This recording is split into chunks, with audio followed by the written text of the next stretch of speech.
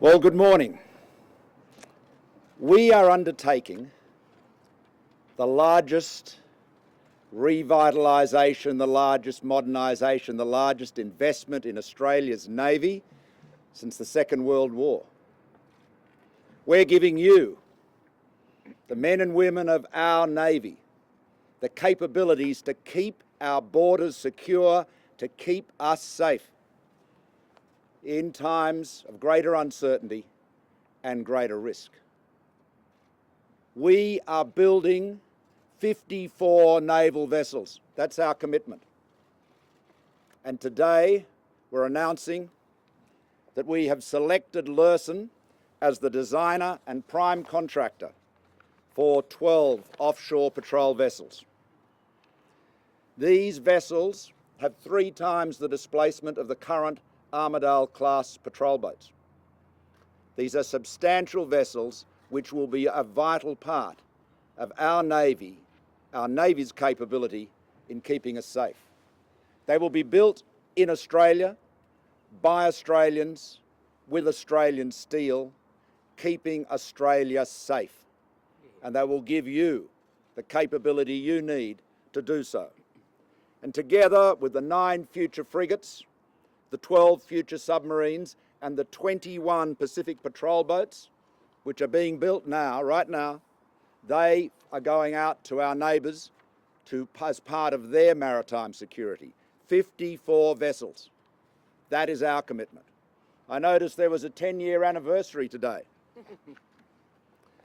Let me just remind you that the previous government did not build one Australian naval vessel in one Australian shipyard. Nothing. This is the initiative of my government. The coalition is undertaking this work. And I'm here, of course, with the Defence Minister, Marise Payne, the Defence Industry Minister, Christopher Pyne. I'm here with the Chief of the Defence Force, Mark Binskin, Vice Admiral Barrett, the Chief of Navy, Greg Moriarty, the Secretary of the Defence Department, and Kim Gillis, who is the Deputy Secretary in charge of capability acquisition and sustainment. And I want to say to all of you, to Kim and all of the team in Defence, in uniform and as part of the department, you have done a remarkable job in bringing this project together to the point that we can say we've appointed and selected the prime contractor and designer for these vessels, which is Lürssen, international shipbuilder of great renown. Now, can I say the offshore patrol vessels will start construction in the second half of next year in Adelaide. Cutting steel in the second half of 2018. The first 2 vessels will be built in Adelaide at Osborne, and then by 2020, when the construction of the future frigates begins, the construction of the offshore patrol vessels will move to Henderson in Western Australia. So this is a vitally important part of our capabilities. Australian jobs, Australian workers, Australian steel for Australia's Navy to keep Australia safe in these times of greater risk and greater challenge. This follows from the announcement that the Prime Minister and I made in April of last year in relation to our surface shipbuilding plans, and it confirms our commitment to the construction of our offshore patrol vessels as we outlined then. We're delivering on our plans to ensure that we create a more capable and cutting-edge ADF. We're delivering on our plans to create a sovereign, continuous naval shipbuilding industry. For decades to come, these offshore patrol vessels, which the Prime Minister has outlined, will play a vital role in securing our borders, in protecting our interests in the region. And it is a region which is becoming increasingly uncertain. The complex strategic environment in which we find ourselves necessitates a strong focus on security, and that is what your government is doing in undertaking an unprecedented peacetime modernisation of our ADF. Most importantly, these OPVs will be a significant capability leap forward over the current patrol boat fleet, and it will enable us to meet those objectives of security in the strategic environment. They are 80 metres in length. They're going to be larger and more capable than the current Armidale class. They'll be able to embark unmanned aerial, underwater and surface vehicles and to operate larger sea boats, which are essential to boarding operations.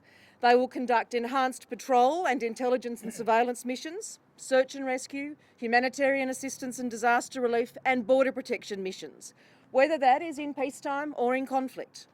And in particular, they will give Navy the capability Navy needs to ensure that our maritime border security requirements can be met. They'll be able to conduct detection, identification, interception and boarding operations all year round, day and night, across the very unique operating environment in which Australia works.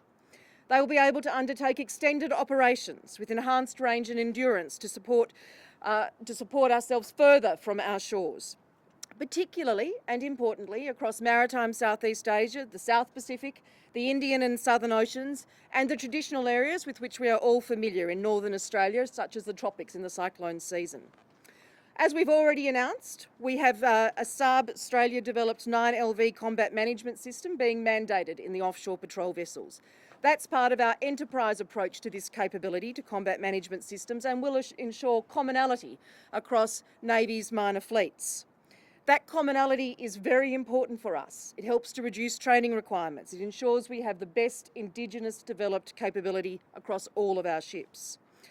We need to support the introduction of the new OPVs with infrastructure works as well. HMAS Sterling, where I was just 10 days ago, turning the sod, HMAS Coonawarra and HMAS Cairns will be upgraded both in wharfing and in infrastructure. Importantly, we'll ensure that local trades and industry are able to benefit from from that work. Most importantly, though, is the investment in capability for the requirements of Navy. And this investment will go to ensure that Australia is best able to respond to the future challenges in our region and to seize opportunities as they present themselves. It is a great day for Navy, as I said at the beginning of my remarks, a great day for defence and indeed a great day for our nation. Maurice has talked about the capabilities of the Offshore Patrol Vessel decision that we have made this week and we are announcing today.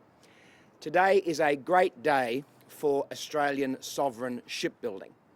My job is to put into action the government's naval shipbuilding plan, which we also released earlier this year. Today's announcement means that the 12 offshore patrol vessels will be designed by Lürssen, the German shipbuilder of 140 years standing, and they will be the prime in this contract.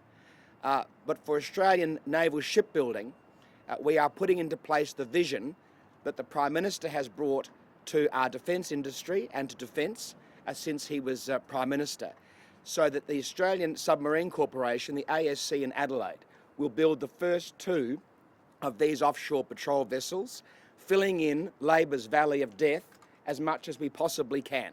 And we obviously put in place other measures to also fill in Labor's Valley of Death, and we'll cut steel at the end of 2018 and the second half of 2018, meaning we'll have 400 jobs working on the offshore patrol vessels in Adelaide and then 400 jobs in Henderson when the project transfers there, and the final 10 of the 12 are built in Western Australia using all the capabilities that are available in Henderson, at Austell and at Civmec, which means that we are again bringing an innovative and clever solution to issues like a Navy-wide enterprise approach to the combat management systems, and now to the naval shipbuilding. The Pacific patrol boats have already begun at Henderson, being built there by Austell. The Offshore Patrol Vessels decision has now been made. The work can begin. The infrastructure work that Maurice has talked about has already begun. So we are creating the jobs. There'll be another 600 jobs that are indirect as a consequence of the Offshore Patrol Vessel. That's 1,000 jobs across Adelaide and then 1,000 jobs across Henderson. And in Adelaide, they'll be replaced by the work on the future frigates, which is about 2,200 jobs. So the Turnbull Government's vision is starting to take shape. The capability is being delivered that Navy needs and wants with the Lürssen design. The naval shipbuilding, the sovereign shipbuilding capability that we want is being delivered by building these ships in Australia with Australian workers, with Australian resources, using Australian steel, driving jobs and growth in our economy. From the ADF point of view, this is a great capability milestone for us. The decision and the announcement represents a point where we can take a significant leap forward with our offshore patrol vessels in being able to patrol our waters to the north. The PV-80 Lürssen vessel is one of the most capable OPVs in the world today, and it will meet all the needs that we have. It will improve our contribution to maritime patrol and response, our constabulary mission around Australia and across the vast maritime spaces that we're accountable for in this region. The greater range, the greater endurance, the better sea keeping, the armament with the 40mm gun, the larger sea boats, state-of-the-art sensors, command and communication systems that are not only interoperable with our own ADF assets, but also with the Australian Border Force and, more importantly, our partner nations around the region. Importantly, this vessel for us will be more adaptable and it has growth potential that the vessels that it's replacing don't. And as the Minister said, the ability to use unmanned aerial vehicles and autonomous systems in the future will be very important to us as we introduce those technologies. All that means that we'll have better flexibility, better capability. Home ported in HMAS Stirling in Perth, HMAS Coonawarra in Darwin and HMAS Cairns in northern Queensland means that we'll be positioned for operations around northern Australia any time that we're required to do it. In practical terms, for the ADF broadly, but more specifically for Navy, the broader range of operations, the greater distance, gives us the ability to protect the resources in the Australian maritime environment. These vessels will ably serve the nation, ably serve Navy, and ably serve the sailors and officers that will serve on them for decades to come. So on my behalf of everyone that is here today, can I thank you all, the team, Capability Acquisition and Sustainment Group, Navy and the broader department, all those areas that were responsible for getting the project to this point today in record time. Thank you. Firstly, this ship that was announced today will meet Navy's needs. It will go further. It will be able to be at sea for longer, and it will achieve the tasks that we've been doing successfully already even better. The decision has been made to the team that we have now acknowledged here today. Our role is now to deliver on that decision. Let's get on with it. Cheers. Well said. Thank you. Thank you very much.